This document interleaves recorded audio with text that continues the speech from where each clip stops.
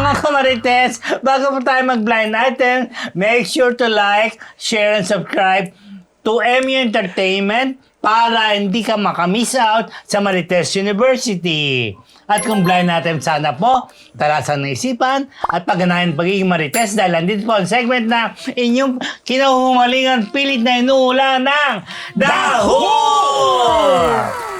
Share po! Dadaw ka namin! Oo, ang unang hashtag, Mr. Fu. Dapat ngayon ko to binline item si Mr. Fu. Ayun na. Wala.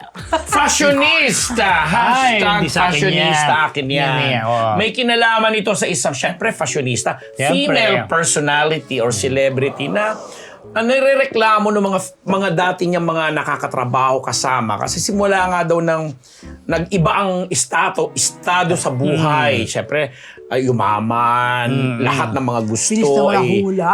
Hindi yan. Nagkaroon ng posisyon at nakilala ka siya kahit sa ibang panig ng mundo. Kasi nga yung kanyang hobby na pangasawa ay talagang sikat din naman, hindi lang sa Philippines, maging sa ibang bansa. Kaya lang, of late, napapansin nila na itong si fashionista, nagkaroon na ng sa sarili niya na kailangan ma-establish na raw na ang laging tinatawag sa kanya, fashionista, madam. Pag pinapakilala siya sa mga gatherings, pang-public man, lalo ngayon na meron siyang inaay na posisyon sa lipunan, kailangan papakilala. Kumari, ang fashionistang Rose, ganon. Ang fashionistang June, mga ganon. Kailangan may ganon ng title? Yes! May title na siya na kailangan nakakabit na dun sa kanyang pangalan. Kilala mo na. Paano ko din naman tinitingnan ng fashionista Ayun na siya? nga, kasi Female personality lang female yan. celebrity. Hindi Wala yan- nang kapangasawa hindi yan actress, napaka, yes. May asawa na. Na bonggang-bonggang na pangasawa, super sikat. At makilala rin sa ibang panig ng mundo. Ay, mali pala Pati nga siya kaya nakikilala ka sa... Ano ba to? Oo, di ba? Nakita nila lahat. Tapos si Gracie! So yun ang pinagano kasi, ito magandang clue dito. Kasi yung mga dati niyang mga kababayan at mga kasama siguro. Kasi nga daw, nagsimula talaga ito sa From the scratch? From the scratch talaga na hindi naman siya pinanganak na mayaman. Pero gumanda na siya through the years. Siyempre. Ayan na, given na. Maganda siya. Tapos, parang siya, nagsimula siya bilang isang tindera? Yes, yan. Yes! Nagsimula siyang gano'n na parang sinasabi, ba't naman naging ganyan ka na sa mga mo? Kaya, siyempre, nag-level up na-establish na yung Siyempre, kumbaga, diba? naging May icon name na. at naging icon na rin. Kaya pag in-address mo na siya, Madam Fashionista. Okay, ang fashionistang bla bla bla bla, gano'n. Hindi pwedeng tanggalin yung salitang fashionista. Pero alam mo ako, pagka, di ba palaging branded ang suot? Yeah. Mamahalin. Porket ba mamahalin ang suot mo, branded, fashionista? Ayan na. Para sa akin, Does it mas fashionistang follow? tingnan, kahit na hindi branded ang damit niya, pero caring-caring niya, para nagmumukhang mamahalin. Mamahalin. Kahit sa divisoria mo binili Diba? yan. Dapat or ganun ano. nagiging mali yung meaning ng fashionista Yan ang nirereklamo. Siguro katrabaho niya natin. Ano? Kami yung nagnirereklamo ng mga katrabaho niya ni ngayon kasi nagtiba na nga daw ang emote. Samantalang dati nga, yun na nga.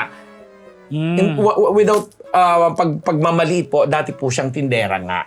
At wala namang masama. Talaga, oo, di ba? So yun na.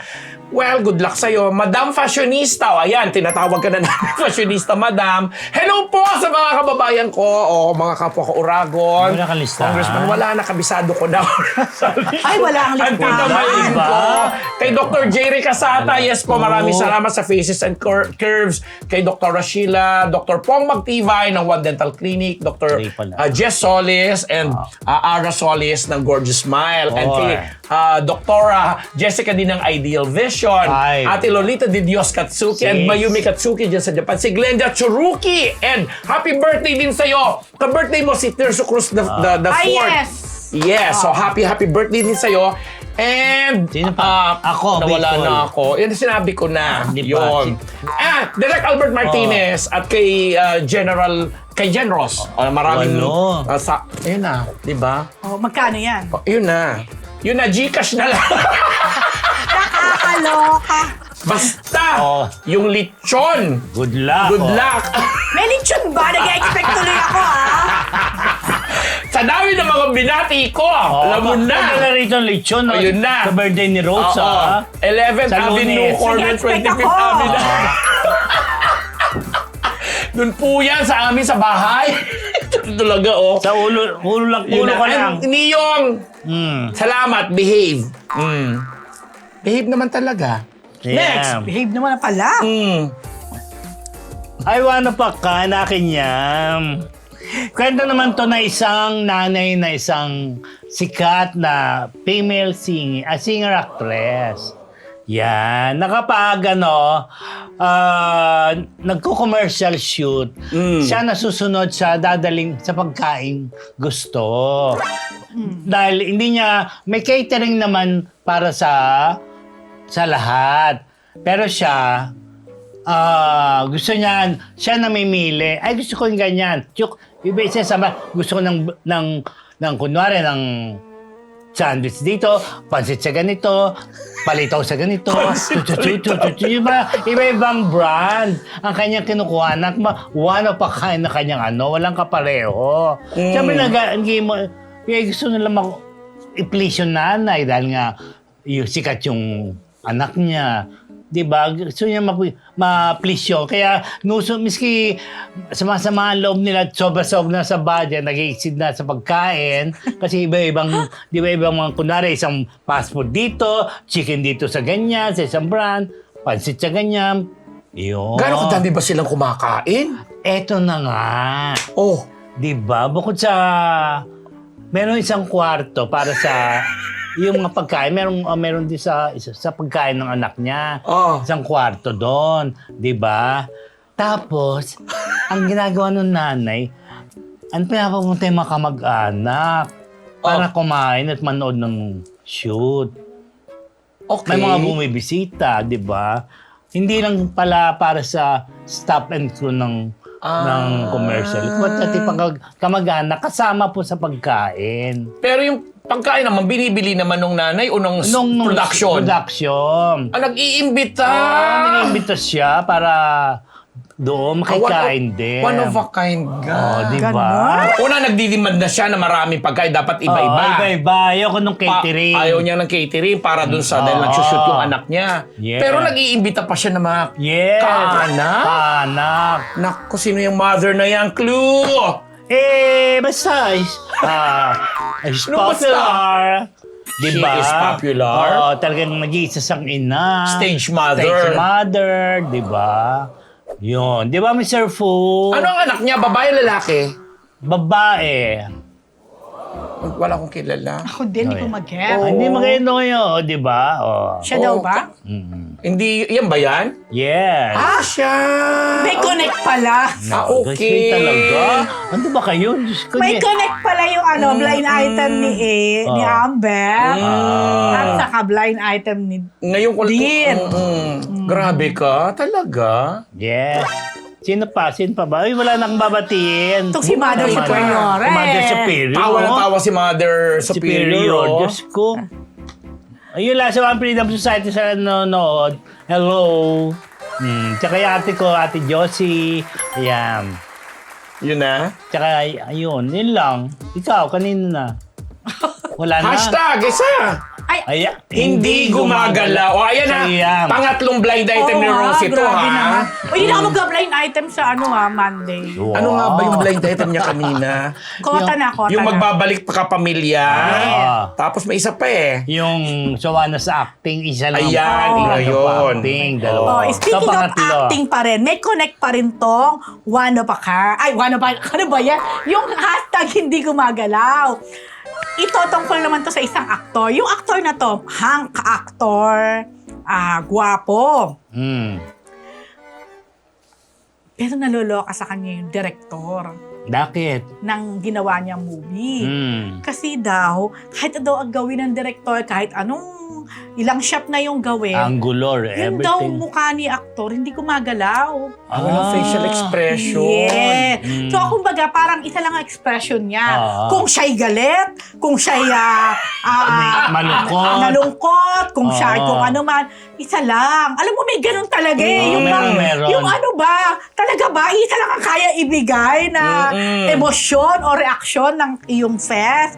So, ganun pala tong aktor na to. Ang dami na rin naman niya nagawa. Mga bida role din.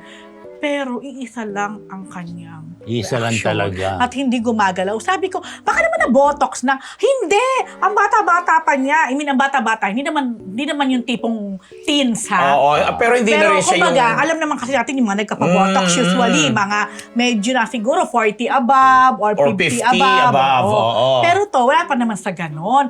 So bata-bata ito. Oo, doy. Hindi daw gumagalaw na, talaga. talagang ano na. Mahirap ng kanyang Hindi, ito nga sabi ko. Yan ba? Hindi naman siguro. Ay, hindi. Nag-improve na yan eh. Nag-improve na yan. Yung talagang clue ko doon, no? Pero paano? Sabi ko, paano na kung medyo nagkaedad na at magpa-botox? So talagang Walang totaliwana. Robot na. Kalorke. So, ano pang clue? Nagbibida, Nagbibida, actor. hank, and all. Siguro ito na yung last clue. At pag hindi nyo pa nahulaan, ayoko na. Bahala na kayo.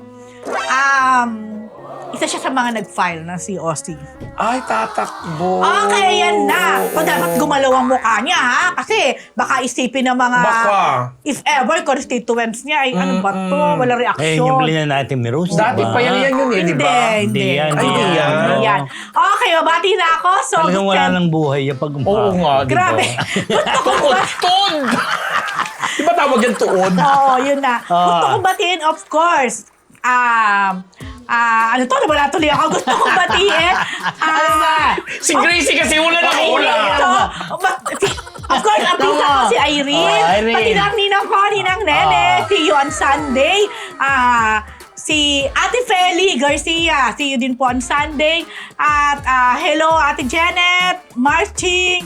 Ate Janet, tulungan mo ako sa Saturday. And then, what's this? Kay Ninang Ate Maribel, Ninong Boyet sa US sila. At ang kanilang kaibigan din, Doktor, syempre. At batiin ko na rin ang binabati madalas ni Mr. Fu. Hello, Alan D! Yeah, belated happy birthday! Yeah, belated happy birthday. And hello, Lito M. Lito M, wala ako sa Sunday. Please, get lag nyo naman yung sa akin. Ay, sa ano Mobile yan? Fund. Sunday na ba yun? Din, do something on that. Tsaka, thank you nga pala kay Tita Bebot dito sa akin. Yes. Yes, I love it. Boy, Ganda. ano nga ba, Burberry. At thank you, Tita Bebot ng Colorete. Thank you. Ito ang aking shoes Belated tuloy. Advance happy birthday sa aming kasama si PhD Rose Garcia. Sunday. Okay. Ha? Thank you so much. At syempre po, Professor. bago natin tapusin ang Professor. live, magpasalamat tayo sa Scott Media para sa kanilang studio facilities. Prof! Ay, kung gusto nyo rin po nang gumawa ng inyong sariling content, kontakin nyo na lang po sila. Saan? Dito po sa Scott Media. Sa BGC po. diba? Ano pa kain, di ba? Ang saya-saya. Correct. Kasi naano ako doon sa hindi gumagalaw kung hindi yung actor. Pero para may idea na rin ako. Tama na yung pinost nila Oo. kanina. Saan? Katatapos lang ng series, patapos kaya na. ayaw ko sabihin. Para mga clue. Kaya mga Marites,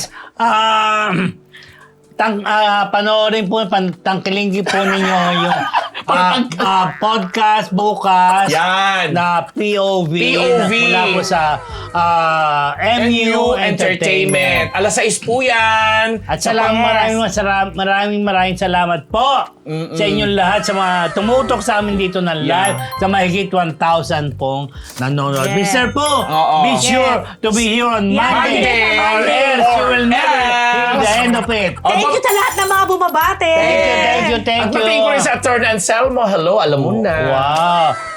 Tanggalin niyo po yan.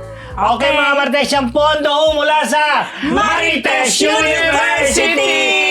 Happy weekend, everyone! Happy weekend.